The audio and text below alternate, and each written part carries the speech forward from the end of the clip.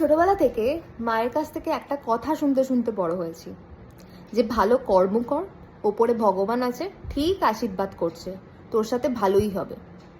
But বিশ্বাস করুন, আমি যে সিচুয়েশনের মধ্য দিয়ে গেছি, আমার এখন যেচে কারোর জন্য ভালো করতেও ইচ্ছা করে না, আর ভগবানের উপরও আমার কোনো বিশ্বাস বা ভরসা কিছুই নেই।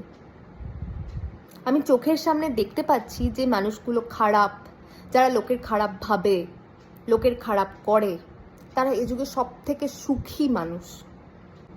আর যারা ভালো, লোকের ভালো করে, লোকের জন্য ভালো ভাবে, আগ বাড়িয়ে এগিয়ে এসে লোকের ভালো করতে যায়, তাদের কপালে অশেষ দুঃখ। তাই আগ বাড়িয়ে কারোর জন্য আমি এখন ভালো করতে চাই না, আর ভগবানের উপর বিশ্বাসও নেই। মনে হয় যদি আমার কপালে ভালো থাকে ভালো হবে, যদি আমার কপালে ভালো না থাকে হবে না। তবে নিজের বিবেক বলে তো একটা বস্তু আছে, যেচে কারোর জন্য খারাপ করতে চাই না।